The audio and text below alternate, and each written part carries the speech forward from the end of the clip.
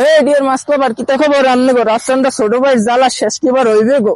না মোরা বাঙালিরা যেরকম করে হার ওডিগারি আর ব্যাংক ঋণ খেলাপি লইয়া শুরু করছি হাতে তো পারলে সোশ্যাল মিডিয়ার মধ্যে হারে জেলে ঢুকাই দেয় আর ওদিকে তো ভোক্তা অধিকার হার বুলুর কারখানায় দেশের জরিমানা ঢুকাইয়ে না হে যদি অন্যায় করে তার শাস্তি হার পাওয়া উচিত হাতে আমনেগুলাকে মুই পুরোপুরি একমত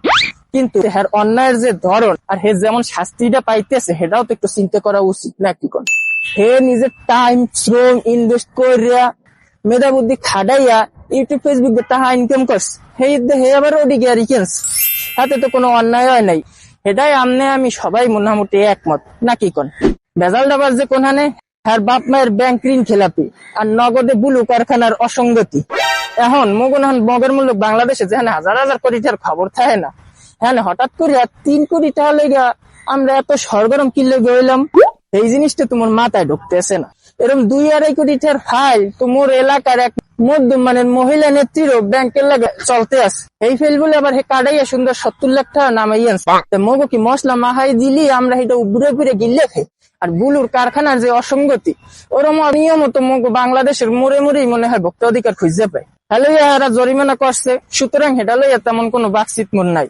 কিন্তু মোর যে বিষয়টা লইয়া চিন্তা মাথায় ঢুকলে হঠাৎ করে রাফসানদা ছোট বাইরে লইয়া তো মশলা মাখামাখি কি কারণে এর পিছনে কি বড় কোনো ইন্ধন আছে না 2 মাস আগে রাফসান স্বনামধন্য একটা হাসপাতালের কীর্তিকর্ম লইয়া ভিডিও বানাইছিল এই হাসপাতালের ডাক্তারের গাফলতির কারণে রাফসানদা ছোট ভাইয়ের বন্ধু কিন্তু মারা গেছিল